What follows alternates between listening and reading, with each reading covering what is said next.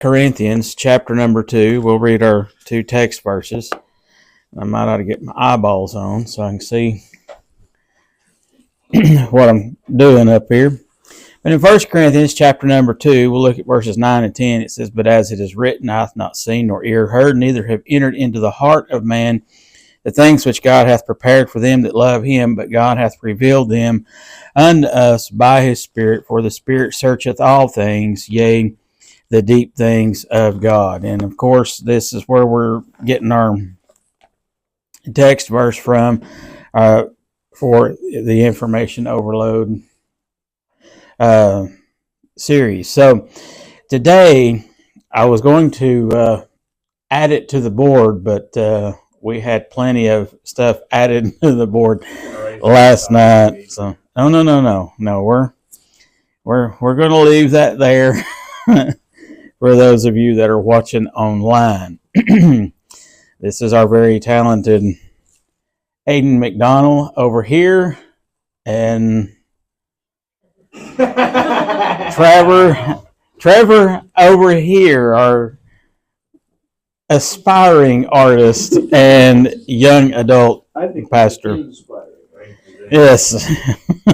So anyway, this time we're back over here on this side of the board. We're back over here going to finish out Satan's learning tree. Now, of course, when we first started, we got to talking about the ear. We went through how he tries to manipulate people, manipulate us to get us to do what he wants. He gives misguided beliefs. He brings misunderstanding. Then we got to looking into the eye and how practical it is for us to be drawn away by the eye and the things that we see, the things that the devil throws at us. It's palatable. A lot of times the things that he throws up in front of us, the things that we see going on around us, they are desirable. They're something that we can get involved in, and oftentimes it's just kind of little, nonsensical things, nothing major. It's nothing bad. It's not like going out and, committing murder, or going out and, hitting the slums and getting high and different things like that, going to the bars and drinking. But it's palatable things. It's the little things. It's the things that we often kind of dismiss as it ain't that bad. Sort of like the old saying, it's just a little white lie. Well, a little white lie eventually turns into a big lie. And then it's provided. It's so easily provided that everything, no matter where you look, you're going to see it, whether you're sitting down watching something on TV, whether you're scrolling on your social media feeds, whatever it is, there's always going to be that one thing that the devil is going to cause to come up through that algorithm and put it right before you, and you're going to see it, and it's there, it's provided. So now we're down to what we're calling the erroneous spirit. And I remember, 3 weeks ago when we had our last class, thanks to Mother Nature, we first started talking about the erroneous spirit. I kind of threw that out there for you, and we were kind of discussing that as we were leaving, the meaning of erroneous. We'll get into that. But now we're going to be looking at the third part, and the erroneous spirit. So as you know, when we're dealing with this one, we flip back over to the book of Genesis. I started to pronounce it funny just to be funny, but I thought, no, better not. So back over in Genesis chapter number 3. This is going back to the original sin account.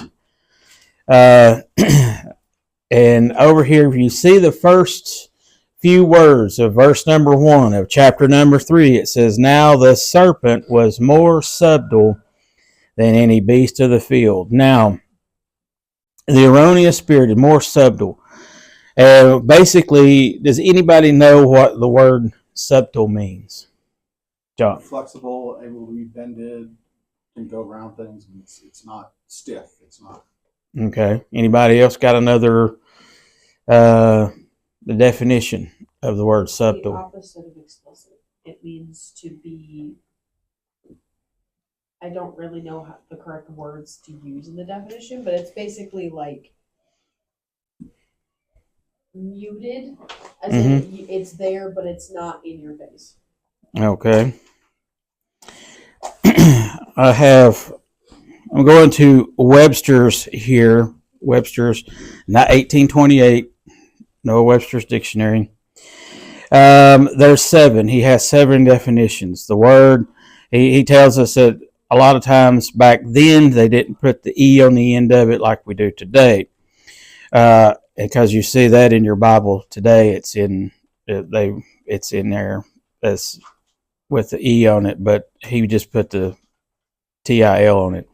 But it means thin, not dense or gross, or subtle air, subtle vapor, a subtle median, nice, fine, delicate. The third one is acute, piercing, as subtle pain. The 4th definition is sly, artful, cunning, crafty, insinuating, as a subtle person, a subtle adversary.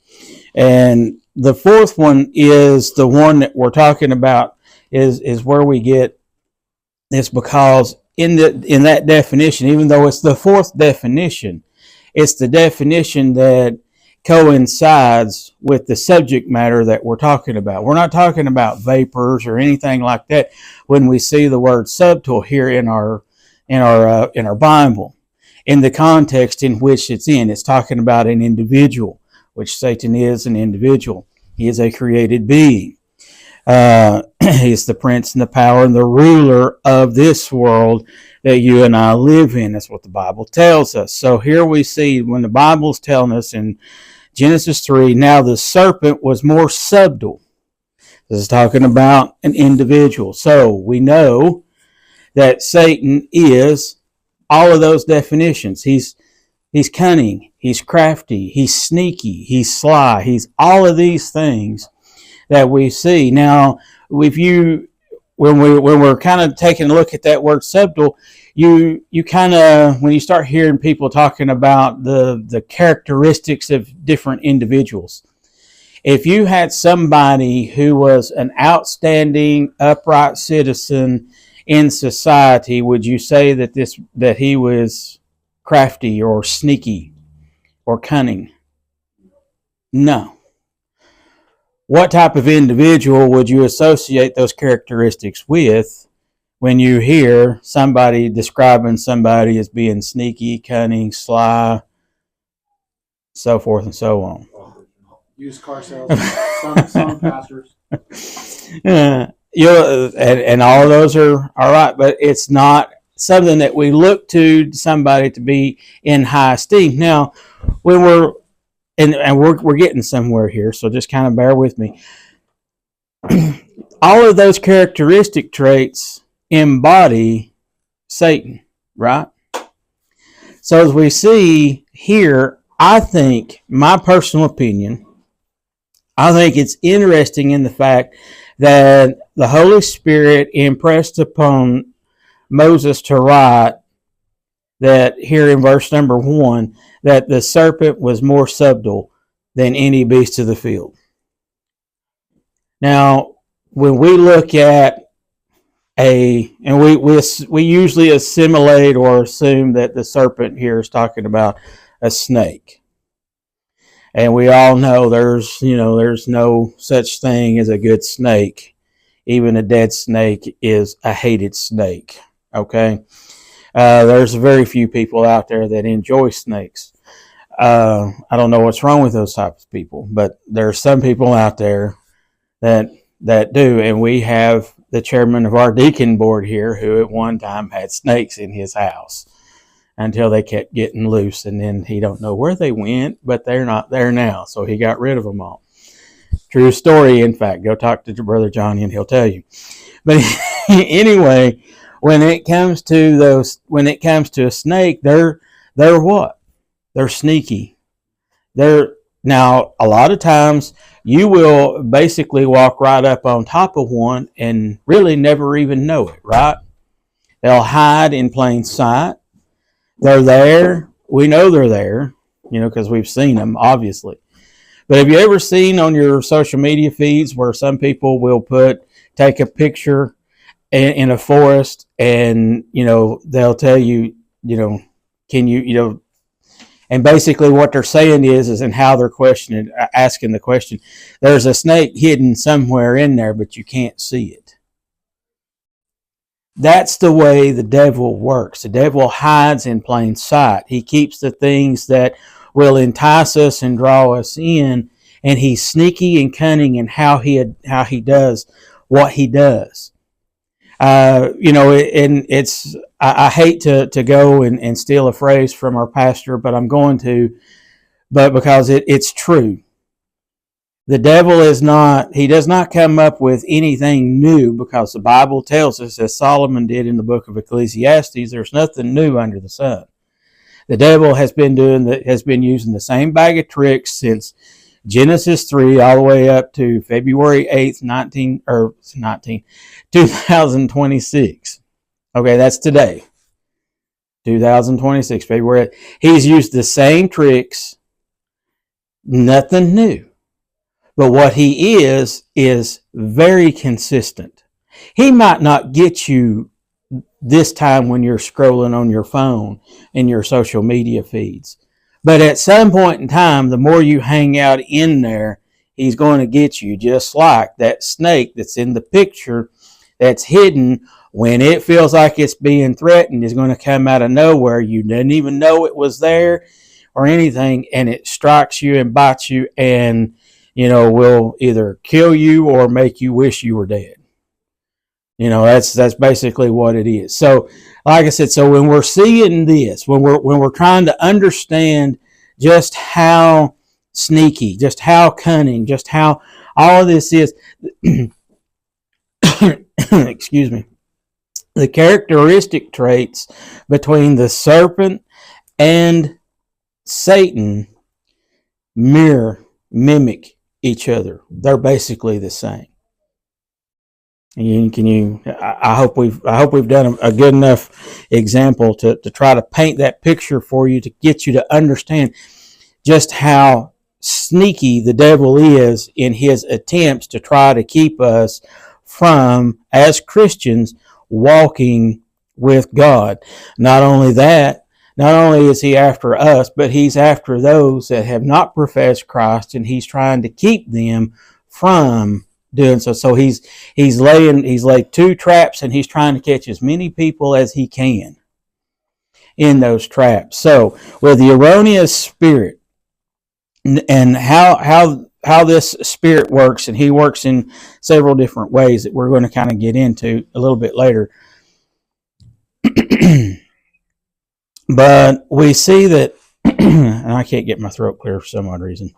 The serpent is sneaky when it's approaching its prey. He'll sneak up on his prey and strike, and then wait for the venom. If it's a venomous snake, he'll wait for it to take into effect, and then it'll go get it and consume its prey. That's exactly the same way the devil is. Once the devil gets his bite, once he gets his fangs in our life as Christians, he's got us. That sin that we harbor in our heart and in our life has us. Now, there are ways, just like with, antivenom and all those different things, you can treat it. A lot of times we come to church as Christians and we treat it. We'll go down and, pray a little prayer on a Sunday morning, and then, then when it starts getting bad again, we'll go back, and we're constantly seeking that treatment as Christians because we're not willing to fully give up and get rid of that sin that's in our life. And we just try to treat the symptoms. I mean, it's no different than somebody that you get a wound and you refuse to go to the doctor, and you're trying to treat it yourself, and it'll start to get better, and then all of a sudden you'll do it. It's really bad for those that like to work with your hands, or you do work with your hands, and you hit something, that knuckle right there. What happens every time you bend that finger, you bust that wound back open. That's the way sin is in our life as a Christian. No matter what we do, we can work around and never bend that finger, but at some point in time, we're not going to be paying attention, and we're going to bend that finger, and that wound's going to bust right back open. The same way is true with sin in our life. We can mask it, we can hide it, we can push it down, but at some point in time, the devil is so good at what he does and consistent that he's going to eventually get us to the point to where we don't see it coming, and boom, that sin comes right back up in our life, and then we just feel basically like we cannot get past this sin. Well, the reason for a lot of that is because we're trying to do this all on our own. I mean, there's a reason that a lot of people say that, a weight loss is better when you have somebody else to hold you accountable. Going to the gym, they always tell you if you got a friend to go to the gym with you, you're going to be able to hold each other accountable because you're going to be pushing each other to go to the gym and do this, that, and the other, workout and all this stuff. The same way is true with weight loss. If you're trying to lose weight, it's better to have somebody that's willing to go on that journey with you, because you're going to be able to hold each other accountable for what you're doing. The reason we come to church, and the reason it's so important that as Christians we come to church, it's not just to come so that we can go through the motions, come to Sunday school, sit and listen to somebody get up and teach a 30, 45-minute Sunday school lesson, and go upstairs and sing 3 or 4 songs, listen to somebody get up and sing a special or two, and then listen to the preacher for 30, 45 minutes and get up and go right back out the door and say, well, okay, I've done what I could today. I've given an hour and a half to hour and 45 minutes to God this morning, and I'm done for a week. We talked about this a month or so ago when we were talking about how many hours are in a day and a week, and how much time that is compared to what we're doing if we come to church once a week. How many, there's no way that your spiritual life is going to be a healthy spiritual life when you're coming to church for an hour and a half, 2 hours on Sunday morning, and then you're not seen again until the next Sunday morning.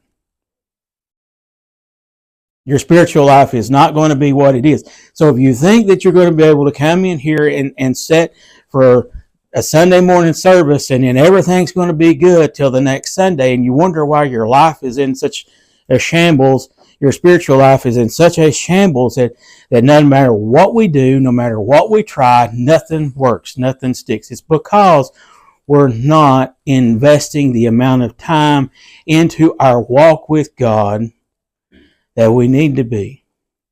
It's important that we walk daily, individually, that we walk daily with the Lord. But it's also important that we walk daily with the Lord with other people. The Independent Baptist, I don't want to say denomination, but the Independent Baptist work for years has really missed the boat, in my opinion. This is my opinion. You take it, leave it for what it is. But in my opinion, for the majority of the time, the Independent Baptist movement has missed the mark so many times and so much in the fact that we refuse the togetherness of fellowship.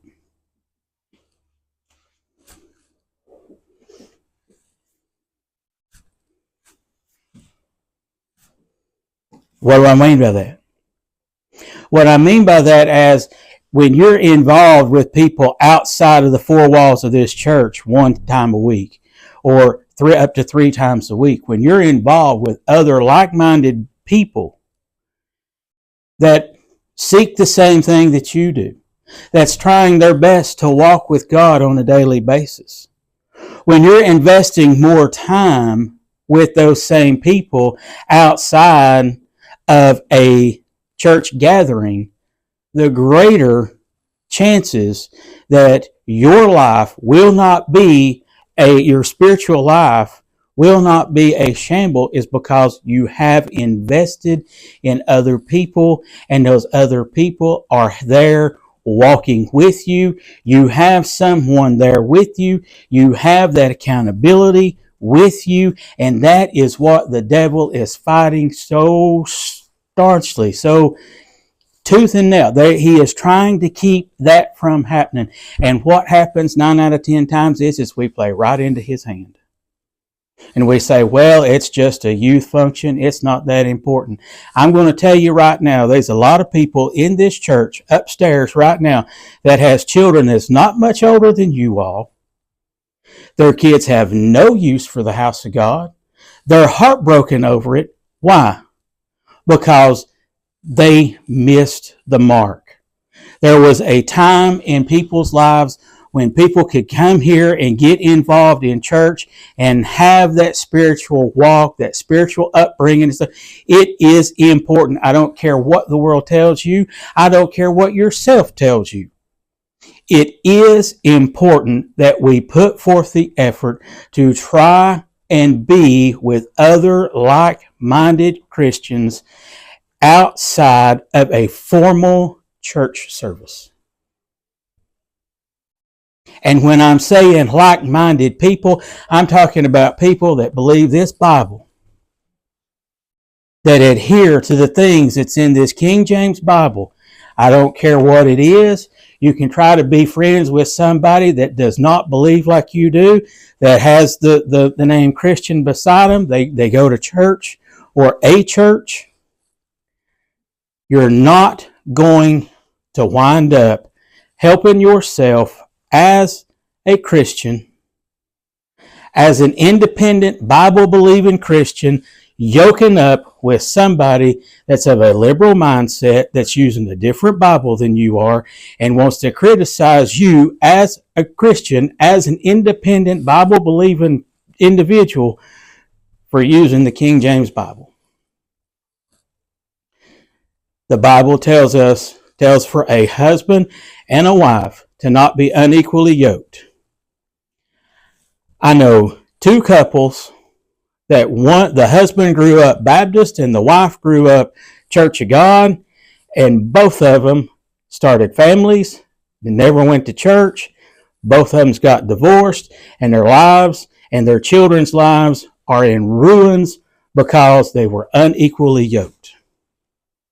As friends, if your friends are not the friends that you go to church with and run in the same circle in your church and believe like you do, and I'm talking believe like you do with the Bible, the King James Bible, you're unequally yoked, and what's going to happen is they're going to pull you away. Plain and simple. It's all part of the plan that Satan has. He is sneaky in how he does it, how he works his way into our lives and then pulls us away. He's sneaky. He's good at what he does. You see, I've seen, I keep hating to use social media, but it's what we have to deal with today. I don't like snakes. But I'll see on my social media feed every now and again, there'll be some idiot up there, that some snake handling individual that is an expert by people in that field. And what happens? They let their guard down 1 second, and this big, humongous snake or this super venomous snake comes that close to either pulling them into cage and killing them and eating them, or coming that close to striking them and killing them, because of the venom that they've got is going to kill them. And these are experts in that field. It shows it on Facebook. On your social media, you can find them. I mean, I've seen a guy, the snake, a humongous python or anaconda one, grabbed him on the knee and about pulled him in. And if he'd have got in that cage, he was a dead man. Because he's in here taking care of all these stupid snakes by himself, with a camera rolling. And he's going to film the last few minutes of his life before this snake pulls him into this cage and coils him up and crushes him to death and then eats him. That's what sin does to us. It works its way in. We'll get so comfortable around it that all it takes is for us to drop our guard just a split second. And then, bam, we're off the rails. And then what happens? We're walking around for several months after that going, I don't know what happened. I just don't know. I just don't know if the Christian life's the life for me. I don't know. The devil is good at what he does. That is why I'm trying to shed light on the erroneous spirit that the devil has, that he uses to come in and wind up keeping us from living a victorious Christian life. Now, some of y'all might be sitting here going, how does he know so much? Because I live it on a daily basis. I know what I'm talking about.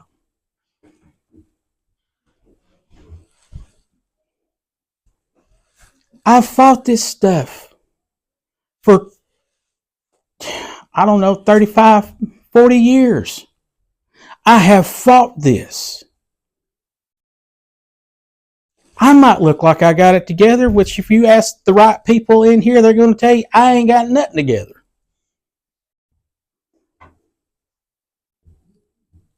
And I might look like I've got it all together as far as a Christian individual and a deacon of this church and a preacher in this church. And you might think I've got it all together. I'm telling you right now, I ain't no better off than anybody else in this room. I deal with the same sin. I deal with the same things. I deal with the same sneaky devil that each and every one of us in here deal with. But maybe the only thing that I've got going for me is the simple fact that I know that when I fall, I've got the promise of 1 John chapter 1, verse I think it's 9, on my side. If I will confess my sin, He's faithful and just to forgive me. I know that ain't exactly 100% right, but you get what I'm saying. That is the only thing that we have as Christians to turn to when those times come up in our life and the devil, through the erroneous spirits of this world, comes in and winds up tripping us up when we think we've got it all together and we're walking with God and we're moving right on down the line and everything's going fine, and then bam, face plant. I'm sure y'all in your social media feeds and stuff on TikTok and all this, the Olympics are going on. How many of you have you seen somebody on skis face plant in the snow going downhill? It happens. That's exactly what happens to us as Christians. As we're moving right along, everything seems to be going good. God's moving and working in our life. And just about the time we think we've got it all together, bam, face full of snow, pain, and we get up, dust ourselves off, and then we just sit around, pooch mouth, feel sorry for ourselves, and wonder why God ain't doing nothing in our life. I just ain't got it. I guess I might as well just throw the towel in and quit. With that mindset and that attitude, as a Christian, we're playing right into the erroneous spirit in what he is trying to cause us as Christians to do. That is the pitfall that he is trying to get us to fall for and to wallow in and stay in. Because the only thing that somebody who views themselves as superior, the only thing that really terrifies them and frightens them in their heart and in their soul is somebody who keeps getting up off the mat and staying in the fight. It don't matter how many times you get knocked down. Get up. Dust yourself off. Get back with God and continue on in the fight. That's the key. Satan's not going to stop. The sins that we have in our life and the things that he is so persistent at bringing into our life to cause us to give up from time to time.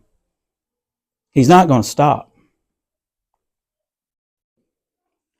Keep getting up, keep dusting yourself off, and stay in the fight. That's the key. That is the key to overcoming the erroneous spirit.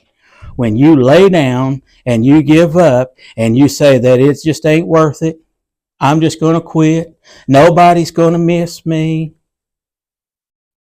It ain't going to matter. I'm just going to quit going to the choir. I'm just going to quit coming to the extracurricular functions. At some point in time, you're going to wind up being just like some of the parents that we have upstairs of adult children who have no use for the house of God and don't care. And you're going to be heartbroken. And by the time that you finally figure out that I just got to keep getting up and dusting myself off and keep going into the fight, you've done lost so much time. You've done lost the opportunity to make God an important part in somebody else's life, whether it be your children, when you get to that point in your life, or whatever. Friends, it doesn't matter. You're going to have lost so much time and so much of everything that it just, you're going to be heartbroken. And you're probably sitting there thinking, you're just saying this because you're the one that plans all this stuff. No, I'm telling you the truth. I could call names of the heartbroken parents that'll be upstairs in a few minutes with kids that grew up in this very church. But because they did not put the emphasis on keeping their children involved with other like-minded people, what happened? They yoked up with somebody that was unlike-minded, and out the door they went as soon as they got the opportunity. It is vitally important that you get involved and stay involved in the things of God and in the things of your church. Plain and simple. Church is not a Sunday morning only. It is very important because it's only through here and our personal walk that we're able to overcome the erroneous spirit. And I'm telling you this because I have firsthand experience with it. It's unreal at the amount of times that I have fallen flat on my face, got up and dusted myself off, and stayed with it. And that's the key. That's what you have to do. That's what we all have to do if we're going to serve God. If you're not going to serve God, you've done got it figured out. You done out the door anyway. It ain't going to matter what I say. If you decided that serving God ain't worth it, what are you doing here? You're here to calm your conscience. And I would even go as far as to say that you're probably here trying to calm that conscience to continue to convince yourself that you might be saved. Because I'm going to tell you right now, there's going to be a lot of people sitting on good, independent, Bible-believing pews on Sunday morning, Sunday night, and Wednesday night, and any other opportunity they have to come together. They're going to wind up one day waking up and realizing they missed it.